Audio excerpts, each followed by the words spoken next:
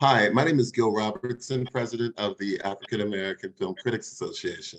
Today, we're thrilled to be talking to the cast and creatives responsible for the upcoming BET Plus show, Average Joe. We're going to kick things off by introducing you to the AAFCA members who are on the call today, starting with Al McGee in South Florida, Philippe in Washington, D.C., Nancy Green, Los Angeles, Carolyn in Toronto, Ray Cornelius in Atlanta, Dana Abercrombie in New York, and Jill Monroe in LA. I'm going to let you guys do what you do so well. And guess what? I'll see you on the other side. Everybody grab a drink, please. To Teddy Washington. To Teddy! The world's greatest Steeler fan you'll ever see. Father. Tow truck driver. And sometimes asshole.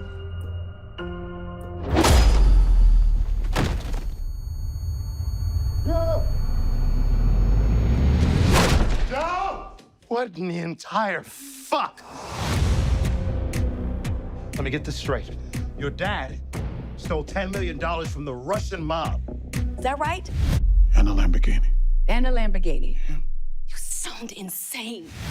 What do we do, go to Touch? Yeah, we call touch. We was just thinking, like, maybe we look for the rest of the money. Yeah, but we knew what you were gonna say. I want in. We had no idea what you were gonna say. You want in? In. Touch is in? Let's be clear, Touch. This case is mine. And I know this town better than anybody else. You can trust me. Maybe I can trust you. What are we gonna do? I saw in one of my murder shows. What we need to do is chop these fools up. What? You are dead! Oh, hey! Fucking take it easy. All of you! What are we gonna do? I think the only way out of this is you leave town. You're a fucking cop. Considering you can't the think of other cop circumstances, things Joe, to do? yeah. Family is everything. I guess I don't need to tell you that. We'll kill you. Promise you. This is not who we are. This is not our life. There is $10 $10 million problems.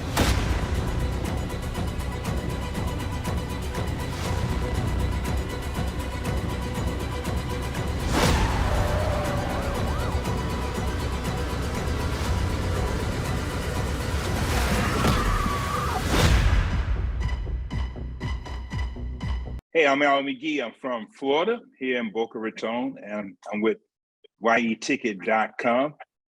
My first question is to Miss McWilliams. In this role, I really enjoyed you in this role. And I thank you. And you play this sexy wife, but you use it on your husband. Why did you decide to do this type of role?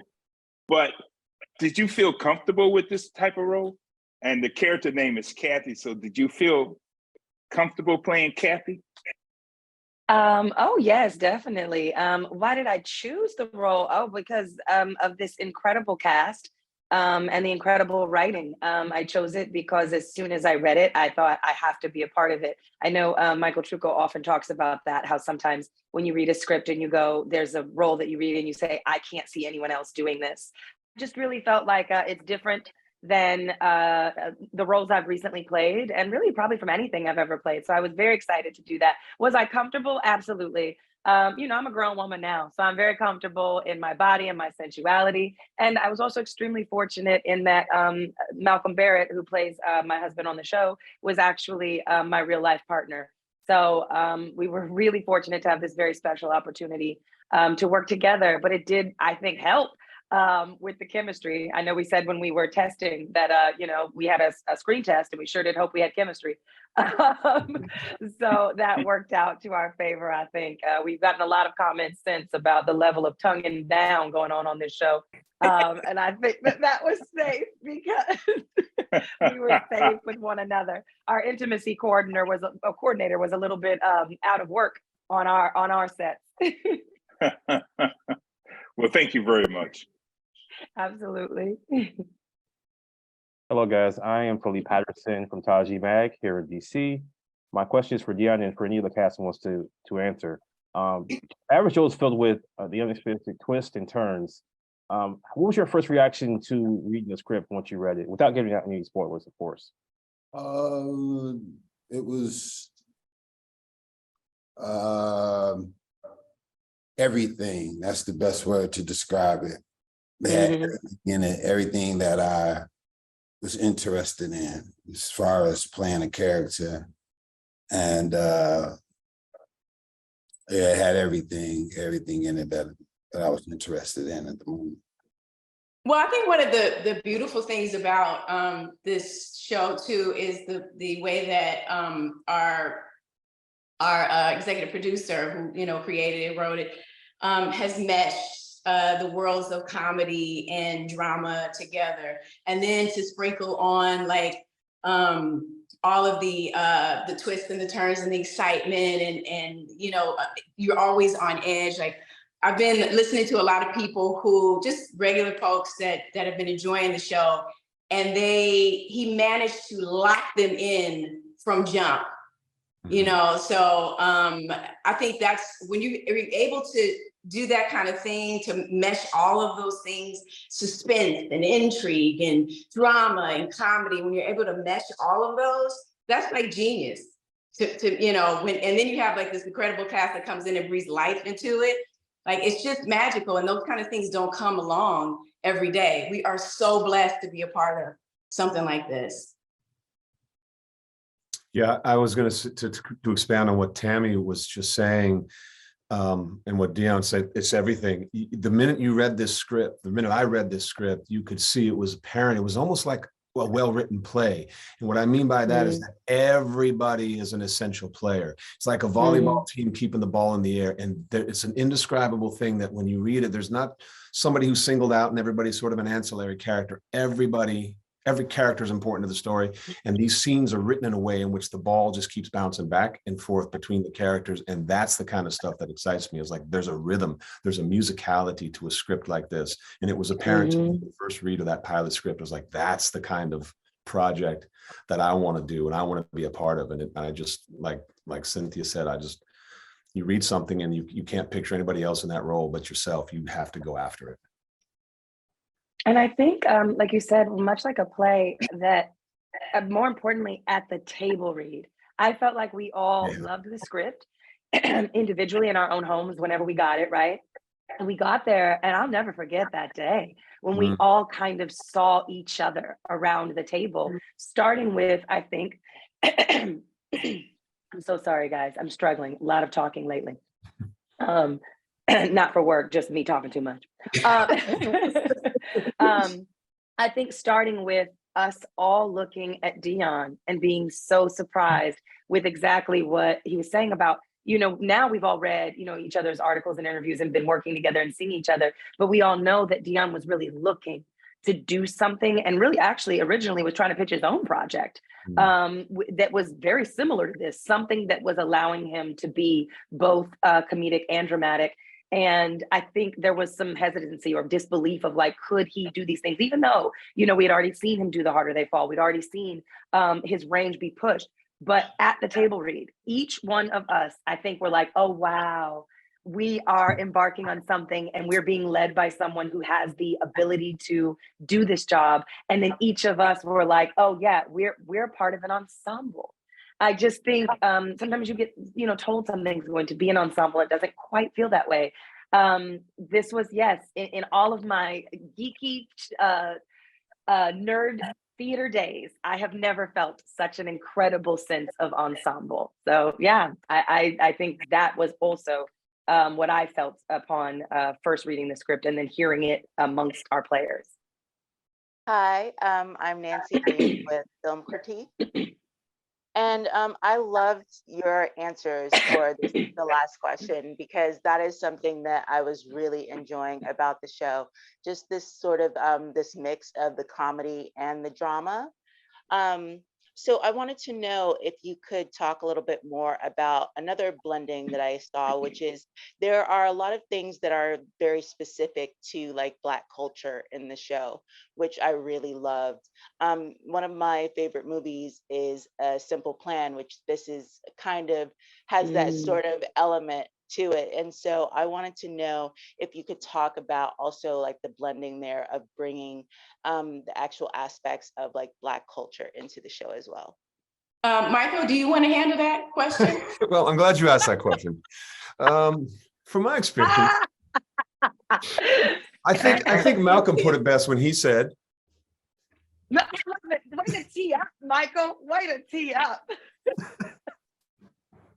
he went away. He scared him. There he is. Well, Black culture, baby. Talk to him about Black culture. Yes. Can anyone hear me? I don't know if my shit is working. Yeah, we can hear you. Oh, okay. Honestly, I missed the question because I was trying to set up. I'm so behind. Something about Black people? She was asking about, she was saying that one of the things she really enjoyed was how much Black culture was also like actually a prominent subject matter in the series. And how did we feel about, how that being put into the show, infused into the show, or how it affects the show, et cetera?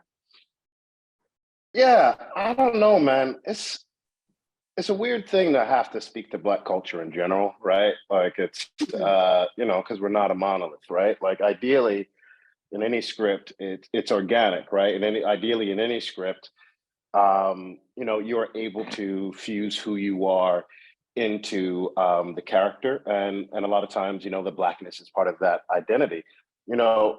Oftentimes, I audition for characters where the character description is any ethnicity, which is fine, and it's great, and it gives a lot of opportunities. But I always think of the story of I can't remember the actor's name, but he's a Southern actor and he worked on Lost, and he talks about an audition he had for the show, and it went well, right? It went okay. He wasn't sure, and then they were like, he was trying to do just a regular accent, and then he did a Southern accent, and it all of a sudden brought out all this beauty, this nuance, and all these things that he got to be because he got to be truly himself. And so what's interesting about this story is that I got to build that community, and I got to be a part of a people, and I got to be Black without trying to be. It wasn't like, hey, isn't this, what is this saying about culture? It's just, when you have a group of people who share a history and a culture, organically, it'll feed into the story, right? And, as we know, Rob Cullen, this wasn't originally meant for an all Black cast, right? But the story was universal enough that it fit.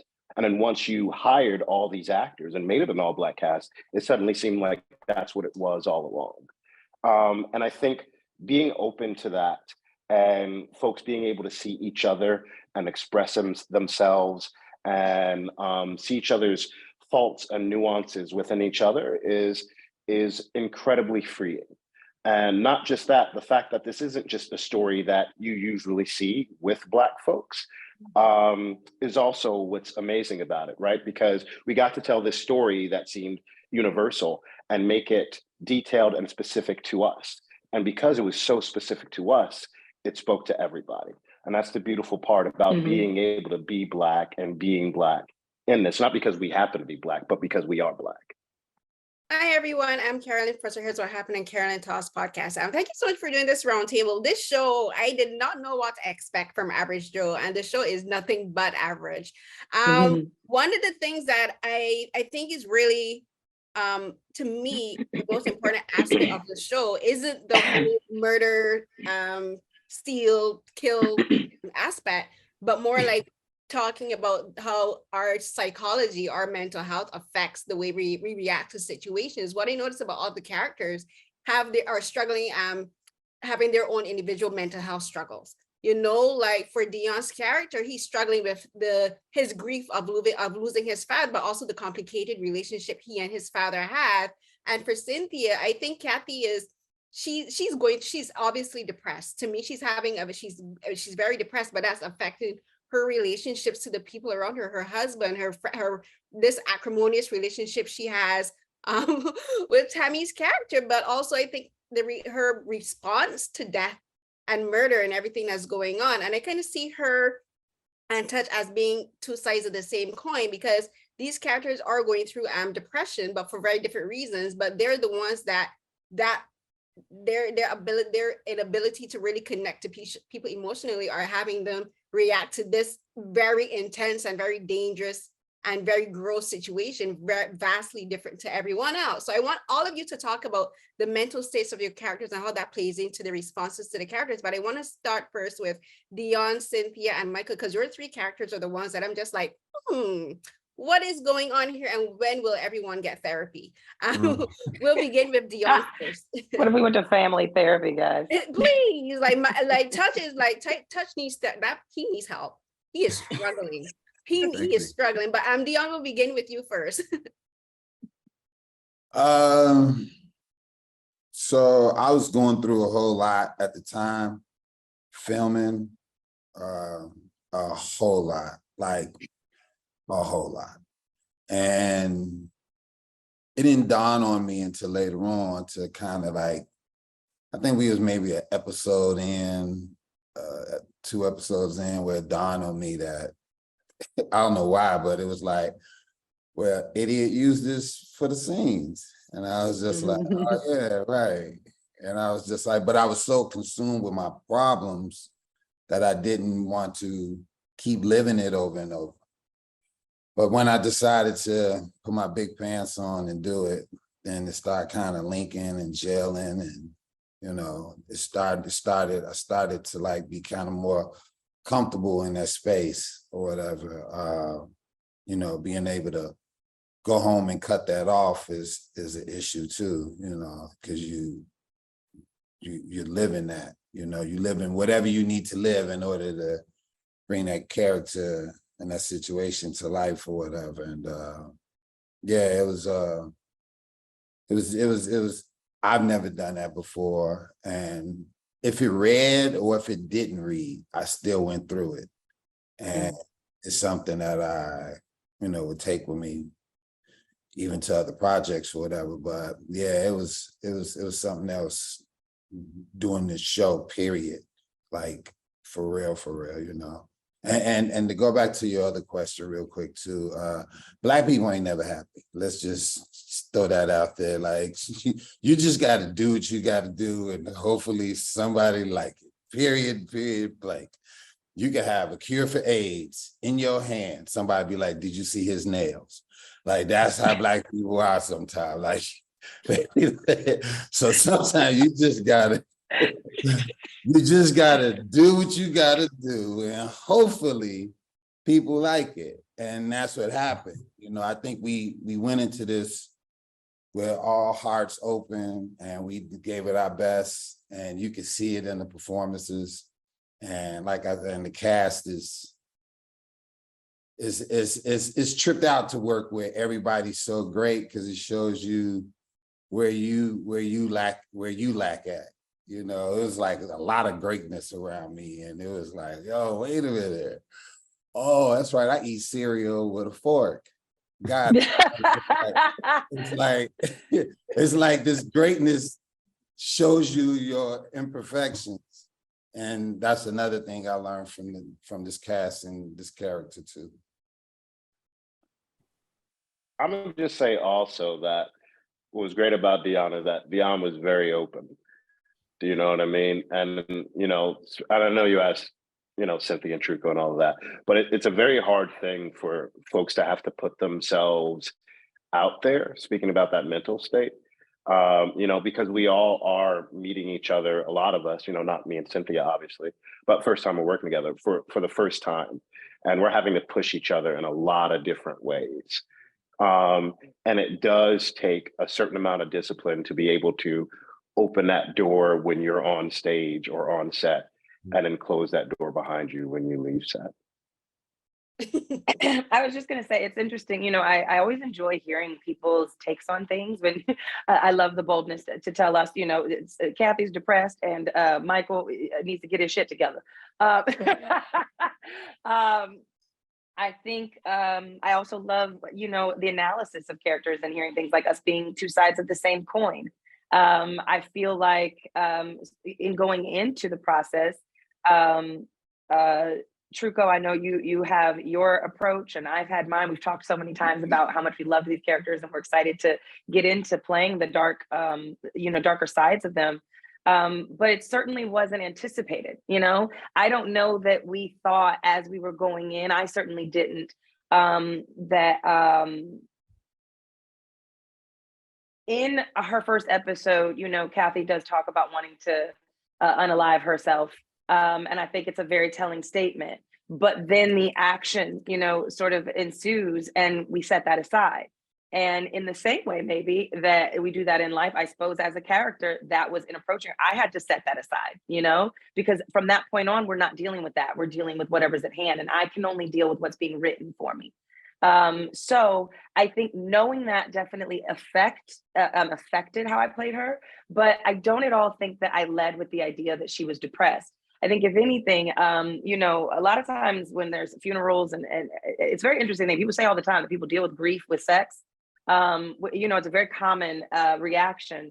And I think that whether it be with her sex, or with her hostility, or with the grabbing on to excitement, I think in general, what I felt about Kathy is I don't know that I led with the idea that it was depression that was guiding it, but I definitely felt like this person is looking for any and everything to distract her from what is going on. And exactly like I said, I don't know that she's ready at this point. This character hasn't been written, or she is not ready to acknowledge that depression.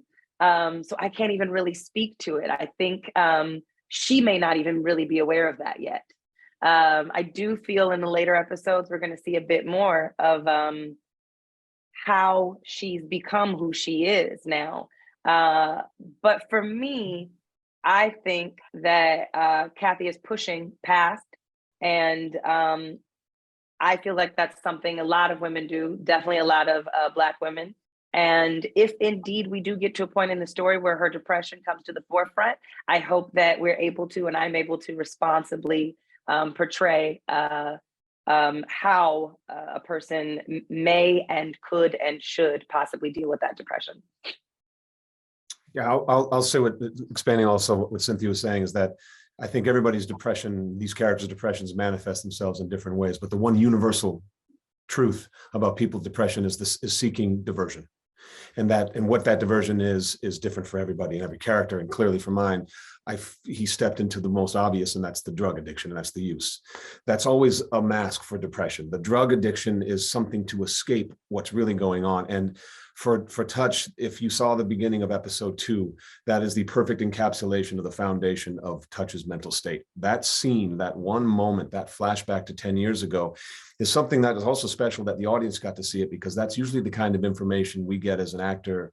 That's our quote unquote backstory. So that's the foundation for where the pain is coming from. For that to be shot, and when we shot that scene, that was a really difficult day with that beautiful little 5-year-old girl who had to, you know, go up there and pull that gun, and it was just so heartbreaking to watch that and to be part of it. But that is the right there, I would say, for Touch, and for me personally, that's where I built, that was the groundwork. Those were the roots that I laid down for the character, and what I had to carry in every scene and every episode was remembering viscerally what happened on that morning and reliving it over and over and over in your head. And it's like a voice that screams. It's like tinnitus times 1,000, and you just do anything you can to numb the screaming. And for me, for Touch, it's the oxy, it's the heroin, it's the drug addiction. But it's funny, isn't it? It's comedy. Hey.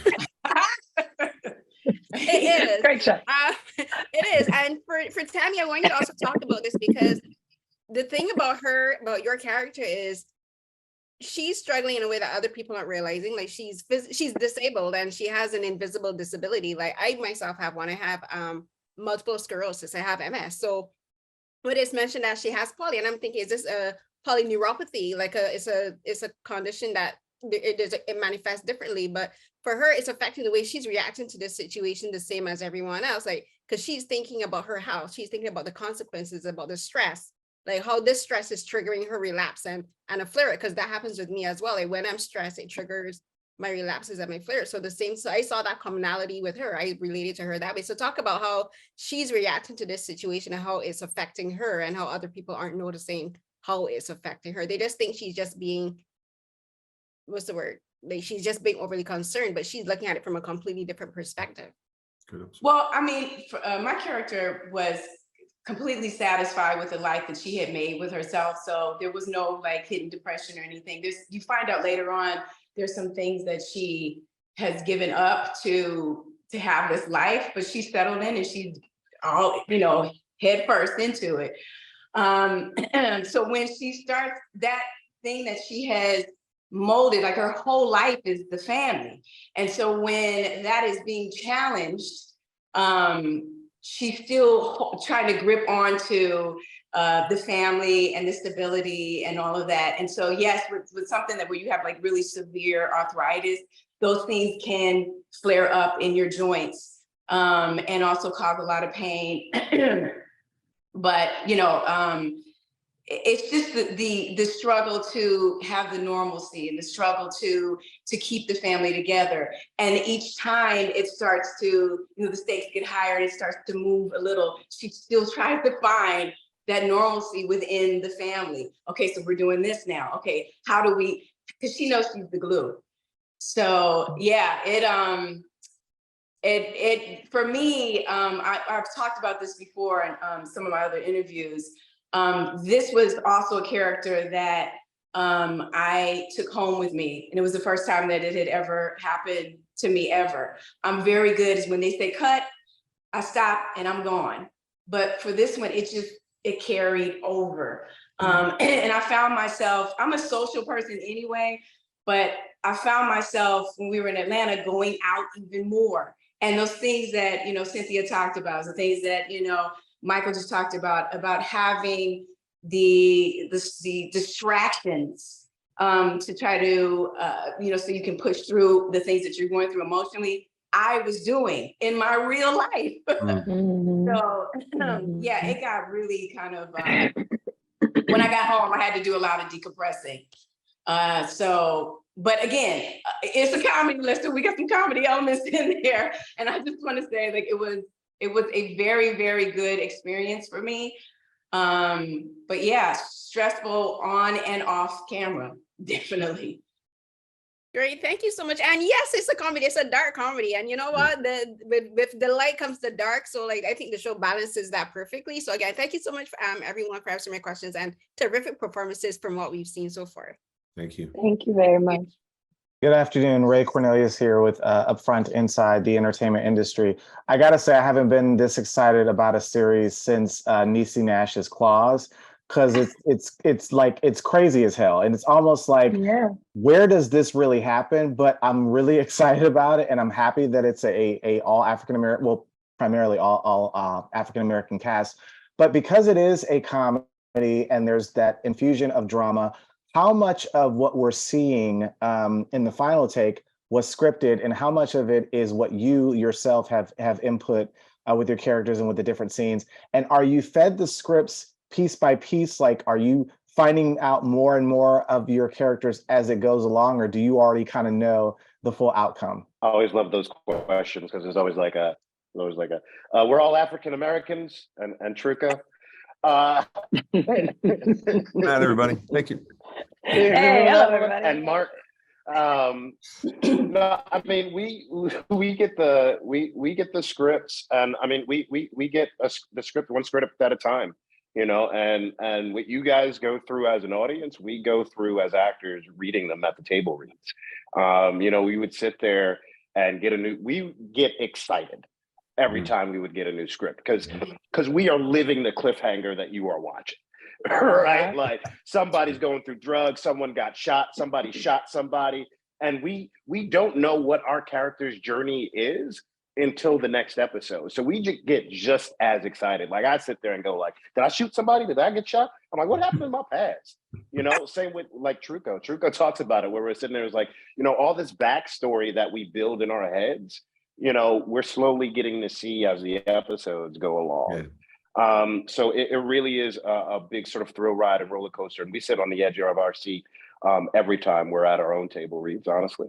And as far as how much was scripted versus how much was, what we're doing, I think it was all on the page, first of all. I mean, this script is incredible. The writers are incredible. Rob is incredible. They gave us so much. But what they also gave us was the freedom to really live and have live in these characters and have agency and authority over their points of views. Sometimes, you know, you might have to fight a little bit for the freedom to play, but for the most part, they really encouraged and loved when we got to play, you know. I think about our scene at me and Tammy, you know, everybody loves two ladies going cat-a-cat. But we had such fun that day. I feel like and some of that we didn't even get to make it, you know, to the edit, but boy, did we not do 19 versions of whatever got us to bitch. We did 19 versions of how we got there. And I loved all of that play along the way. Me yelling at Joe outside the house, that whole scene on paper, great. But to allow me and you know, I always love working with excellent comedians. They know how to keep a joke going. They know how to say yes and let it play out. But you know, I just think some of those really cool, fun moments only can happen when you have a director and a set that and other actors that allow for that openness of play. So we definitely got to play, but we were playing with a very solid script. Yeah, it was. We ad-libbed some stuff, but the script was already solid. I think it was one thing that, so Rob is an amazing writer, and culturally some things we'll talk about and just discuss and do. I kind of felt like my daughter was walking away too much, and I was like, I think we stopped one of the scenes and I was like, hold on for a minute. I was like, this ain't real to me. I was like, ain't no black daughter gonna keep walking away from her mama like that or her father. And Rob was like, no, we'll do what you think is best. And I just was like, all right, cool. And I think one of the scenes I just was like, why she keep doing that? And I ad-libbed something where it was like, you know, she gonna stop with this white girl shit. Where she get that from? Yeah, that was it. I loved it. I love that. But it was like, it's those things, you know. But then it's also that way on the other hand, you know, Rob pen is deadly. It's so great. And so it'd be certain things that he speaks a certain language that reach a lot of people that I probably wouldn't say, but in order to reach that audience, you mean the language of motherfucker? Some of that. The language of goddamn it. Black folks don't say goddamn it. Oh, that's right. Black folks say goddamn it.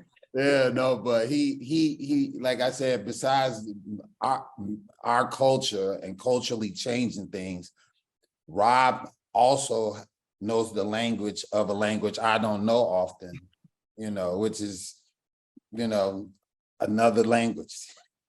So he knows how to write that. And so therefore, in order to translate to that audience, it's good to, you know, quote what he says and don't change it. That's to kind of piggyback on what you're saying, Deon. I agree with you on that. Like I think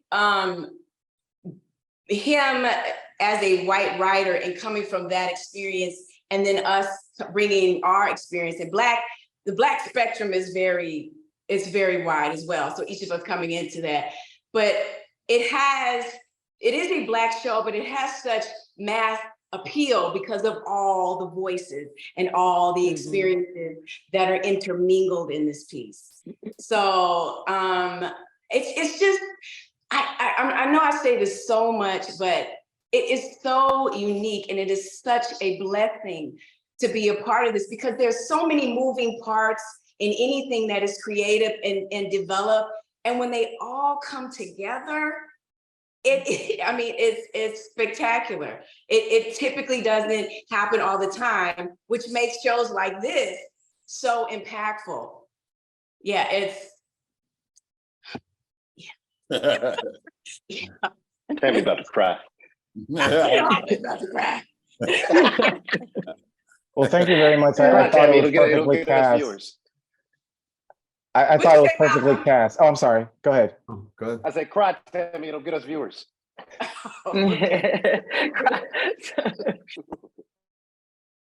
Thank you guys. I thought it was perfectly cast, and I'm loving it. Definitely. Thank you. Thank you very much, Ray. I appreciate it. Hi, Dana Abercrombie, The Coalition. My question is for the cast mainly. I'm really fascinated by the balance, so you could even argue the marriage of greed and survival. And so I was wondering, you know, knowing that the money belonged to the Russian mob and the dangers that that brings itself, do you feel that your characters are acting out of what they think is best for their survival within that moment? Or is it greed? Or you can make the argument that the greed is kind of created by their survival. It's a great question. That's a really good question. That's a great question. I mean, think- I'll just jump in real quick and say, I think it's an extension of what we were talking about before. You could argue that the greed is just yet another distraction. The money is a distraction from a life that we perceive, and you see it in the episodes. Even Deon's character says, you know, there's more. We can pay off the house. We can get Tammy. We can get the medical care. You know, it's a way out. And I think we're always looking for a way out of what we perceive as to be the next level. The grass is always greener, kind of thing. And so maybe that is an enigma of this show. The chicken or the egg, did the greed come first, or is it the condition of the circumstances put upon us? But I think that the greed is yet another distraction. It's another way to anesthetize and sort of numb the pain. Yeah, yes, very good question. But also, if you really think about it, and I just sat here and I thought about it, where I was like, you know what? It's kind of like people in the world, and no one really is living the way they really want to live. The majority of people, even the people that's super rich, they still lonely as hell. Believe me, I know. But there's a lot of people that's I know some people who know some people. No, but no one's living how they really want to live. And so much so that if you have an opportunity to change that, it's also that change that you chase. You know what I mean? Like some people, you ever see somebody that's constantly in a relationship? You have to ask yourself, do they love the many people, or are they in love with love? I think they're in love with just being in love and not the people. So it's the same thing with this. It's like you want to change more than anything, but it could be looked at as greed as well. But that change, to know that everything can change, is worth a bunch of chaos. Is worth that. And then that chaos become normalized the crazier things get. You know what I mean? So I think that I was just sitting here, I don't even know what I'm talking about probably. I'm just sitting here listening to what you said, and I was like, is it that or is it this? So it could be either one or the other. Well, I think too, people are definitely motivated by different things. Can y'all hear me? Okay, cool. All right. I think people are motivated by different things too. So for my character in particular, I think there's so much self-sacrifice that she has given to her family anyway. So for her to the thought of having medication that could possibly change her life, okay. But I think the biggest part for her is not so much the money, but people will do anything for her. She will do anything for her family. So if that means I gotta murder somebody, or for my family, yes. For me, no. But for my family, yes. If I gotta do something that is, criminal, or have to do something that may be out of my moral standards or compass or whatever, I'm going to do it for my family. So yeah, I don't think that my character in particular is doing it for motivated by greed, but definitely motivated for the protection of her family. I would say when you asked the question originally, is it greed or survival? And I remember in the first episode, because I watched the show like I've never seen it before, I'd be watching with such, eyes glued and intensity. In that first episode, when Joe and Leon are sitting there after the fingers have been broken, and they're talking and they've decided, and that's what I find this to be such an interesting sort of like, that's when it all happens. They're talking and at first we were going to just call touch. We were going to call touch, figure it out and just deal with this mess that had been presented to him. But that moment when he goes, unless, that unless, I mean, it was like you feel, and I felt as, and I imagine all the other audience members where everyone's going, I know it.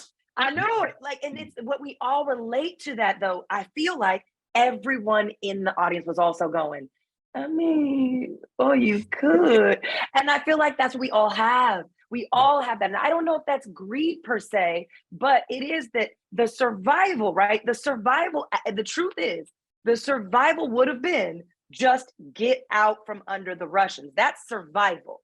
They didn't have to get the money to get that. Survival was just how do we stay out of being the target of Russian mobsters. That would have been go to the cops, deal with the situation, clear our names, whatever. But getting the money definitely was driven by something else. I don't know if I'd call it greed yet at that stage, but it was something else for sure. And I think survival went out the window very quickly, and the entertaining of indulging in many other things for all of these characters happens quicker or slower. I know for Kathy, it happens immediately. So the second she see a key, she like, what this key? It's to a safety deposit box. Where is the money? Why do we have money? Do you have the money? Where is the money? Can we get the money? So, but I do think that at least we saw both Joe and Leon toy with the idea for a while of just doing what was necessary versus what was desired. But that unlocked it all. Mm-hmm.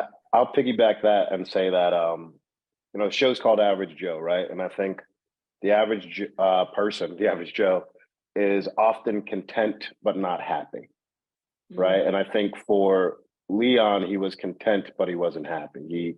He had a wife, he was maybe struggling, but he had a business and he had priorities and he thought he could make something out of what he had, and he was happy to go along that path.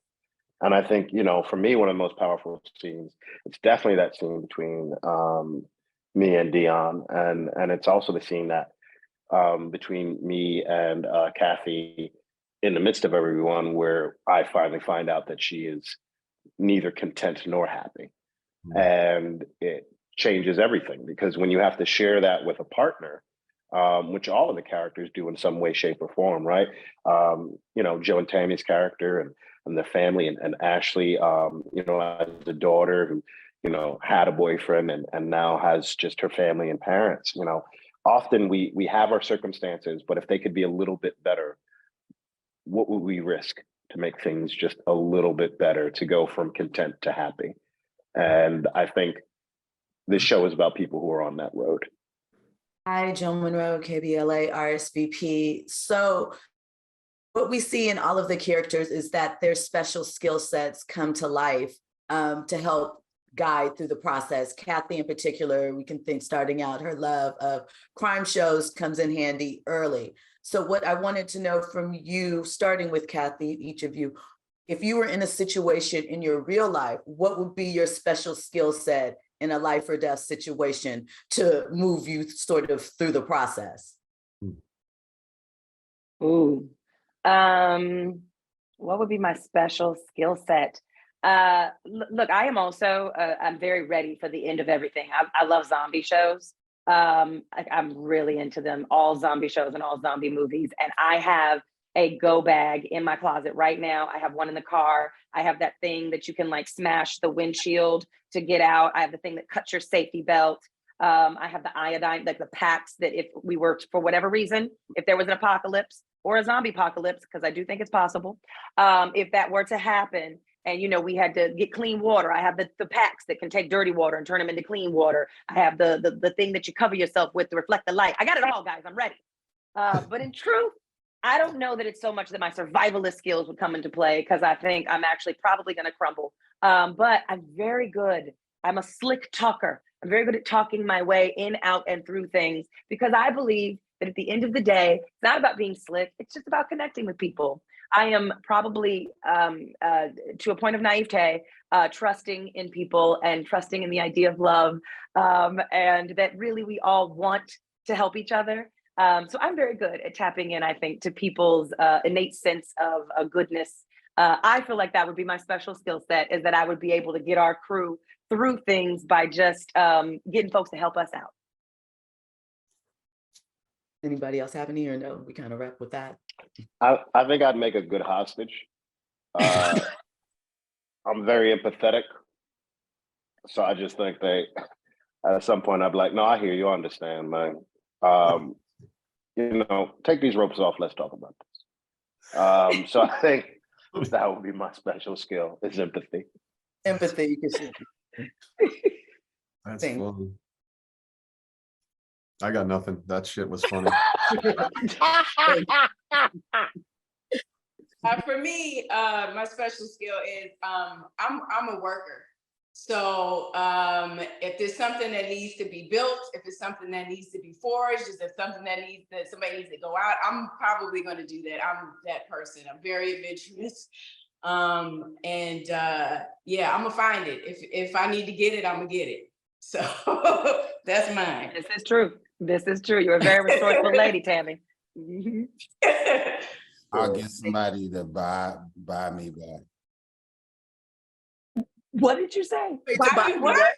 I'll have somebody buy me back. Like, so your skill set is you got the resources for the money. If there's I know somebody who got money that'll buy me back, and so I'll just ask them to buy me back.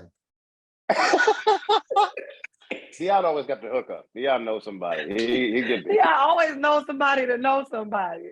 Deon be like, hey, look, I got the apocalypse hookup, man. You don't even know, man.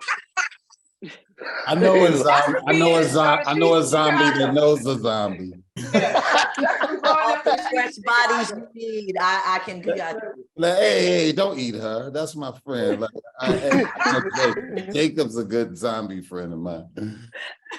I love how quickly I've gotten you all into the idea that it's not apocalypse, it's a zombie apocalypse, and everybody has signed on. Thank you. I'm very appreciative that you all know this to happen too. Now I know I got the right crew. We ready. You guys, this is going to be a true treat that we are definitely going to enjoy watching as well as supporting. During our call, though, a question came up among the members as to exactly what would we call Average Joe.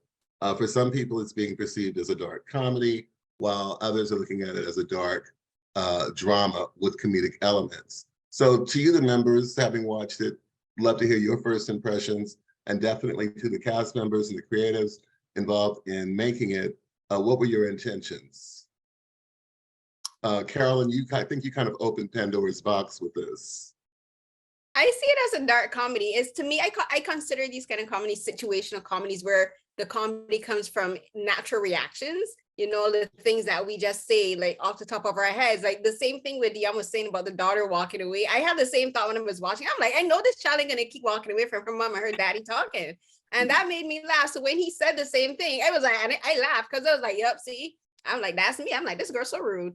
But I see it as so you're saying that you saw it first as a comedy and then as a drama. Yeah, I see it as a dark situational comedy where the comedy comes from the situations these characters keep finding themselves in, like where Touch keeps saying like fucking Leon, where it's like all this, where it's like Leon does something inadvertently that just makes the situation just go a bit more haywire. So that's what I see, a dark situational comedy. Ray, what about you? I would have to agree. That's why I said it reminded me of the show Claws. Because Claws, there were serious elements, but then there was stuff that would make you just bust out laughing. And then, like you said, Carolyn, the just the language or the natural reaction. Deon, there were times when, again, I don't know if I'm going to laugh at you or if I should feel sorry for you. And then Tammy, you kind of give those looks where it's like, I can't say the N word, but it's like, and please. Thinking that, but I was thinking that when I was doing the looks. Right. And then, Michael, you kind of have like these weird looks too. So it's there are moments like you're looking at it and you're like, this shit is hilarious, but it's crazy. It's a crazy world. And you're like, this again, this shit can't be real. But then it's like, actually, it really could. Well, You know, it's- so yeah. It's funny you say that because somebody touched on it. It's comedy, but it's not comedy. It's not so polished that all of our scenes and all our responses are written within an inch of their life. The responses and the reaction, the things that happen when people get into a heated, you never say what you want to say. You always come up with a cool shit to say afterwards. And like Yes. the scene where Malcolm and I, where Leon and Touch are in an argument, and I was like, "Oh, let you take your balls out." He's like, "Well, I'm going to put these balls on your chin." I was like, "What the fuck did you just say?" Like, just, you know, because you want to talk, and then that's real. Those kinds of things are what make us laugh at this really dark situation. And I like that we don't have these perfectly scripted, nuanced monologues where we say all the right things. Just the weird things come out of our mouth, and that's what keeps it in that very realistic realm. Well, this is interesting, and it's important information, I think, for BET to have as they begin to market the show. Now, Deon, what are your thoughts? The show is built around your character and around your persona. Comedy, drama. The darkly comedic drama. Deon's on his messaging points. He's on his messaging. Way to toe the line, Deon. Way to toe the line. Comedic drama. Yeah. Well, that's look. AAFCA members, any other thoughts or comments to leave? Well, I really don't. What were your first impressions? Not what they're telling you, but what do you see? Because what's going to matter is what you saw, not what anyone says it is. No, for me, it was. Oh, go ahead. No. Well, basically, it just really got me how Kathy was. That was really got me just into it. I'm like, oh my goodness, I know people like that, and Jesus, I had a friend who had somebody like that, and I'm like, you gotta get rid of her. So I felt for Leon. Really felt for Leon. So it sounded like it doesn't matter to you whether or not it's labeled a comedy or drama. It's just no. I mean, it's relatable. That's the most important thing for me. Because I mean, you find these shows aren't relatable, and you can't really compare it to it. Like Zombie Apocalypse, it hasn't happened yet, so we can't really we can relate to the human element of it, but not really like the zombies being around. But this we can relate to it because if we were put in these situations, the same conversation would happen, and the dark side of people would come up. So, like I said, for me, it's a drama, but it's also a comedy in the sense of like Carolyn said, like everybody would respond in the same way. So yeah, it was just the captain thing got me. I was like, oh my god, I'm done. Nancy? Yeah, to me it's definitely a dark comedy. I mean, that's actually one of the things that I was looking for when I started watching it, because I know there's comedians in the show and stuff, so I was curious as to like how much drama there's going to be versus how much comedy, and is it going to be like showing that they can do like the dramatic stuff and the comedic stuff, or what. So I was already keyed into like looking for that, and what I really like about it is that it blends it very well, because to me like dark comedies are like that's one of my favorite genres, because it lightens what you're watching, and so it kind of pulls you along in a different way than drama. Like sometimes drama can be very it can be very good to watch, but it can also be very stressful. So like having that sort of comedic thing in there sort of relieves that pressure and allows you to like really get into things with the characters while you're watching it like in a different way. And definitely the thing with the daughter, I mean, I'm sitting there watching that, I'm like, is this a new thing? Because I don't think like young Black girls act like this. I'm pretty sure that's not right. Like, what is going on here? And so when Deon's character addresses that, I'm like, see, yep, I knew it, because that's exactly how I feel. What is she doing? Why is she acting like that? So yeah. I really feel like that the show for me is not everybody that's commented on it, everyone that all the audience members, all the critics have said something about this show really seamlessly blending the comedy and the drama. We all talk about it, but I think that the reason it's so successful at that is that that's not what it was trying to do. I think the success of this show is that it didn't set out to be a genre. I think it is a show that operates outside of genre and in its own lane. Because what it really is a show that is fiercely loyal to telling the story. To me, this is a plot driven, character assisted roller coaster ride. You know, I love that wherever we go, the writing is only there. The characters are only in this place, and they will continue to change, and the story will continue to veer left and right. But wherever we are, that's where we are. We're not trying to be anything other than the truth of the moment. And I really love that about the show. And I think it's why it's so successful at blending, because it wasn't attempting to do that. It was just attempting to be very honest in moment to moment revelation of this story. Well, Cynthia, One I think thing you real just gave quick. us the and then answer. I'll go. One thing real quick. This is the first time I've played a character where I wasn't the funny, like I had to be funny. Like it was like the first time that But Deon, it's probably because of you that most people default to comedy, because you're known as a comedian.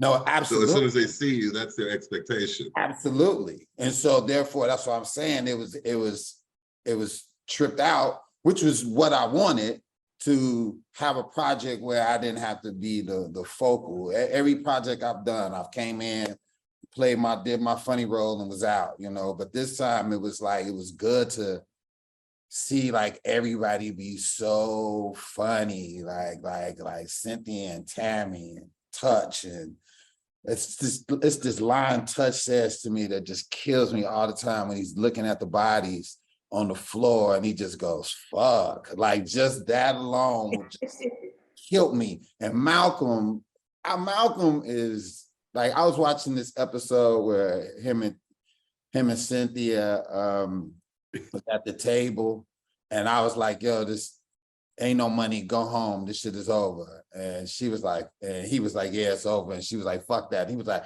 yeah, fuck that. Like, so funny. Like, it's like, it's refreshing to sit back and look at that and be like, I could just coast.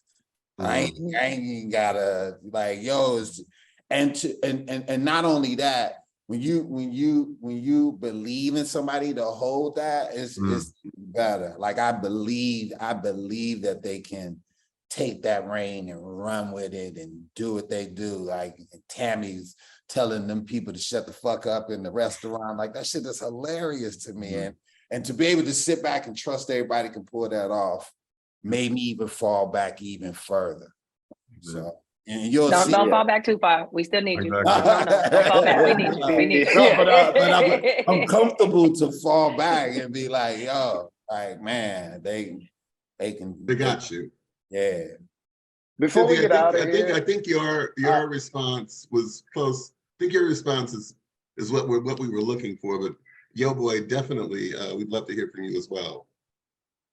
I will tell you this. I think it's I agree highly with what Cynthia said. I think it's really a suspense show, right? Like I've probably never been as much a part of a show where you are really waiting at the end of the episode to see what happens. So I think above all, a lot of ways it's a suspense thriller, right? And we just have comedy and we have drama. I love dark comedy. And I love, Heathers and shit like that. And so, I think so often Black folks, we don't get to play that nuance.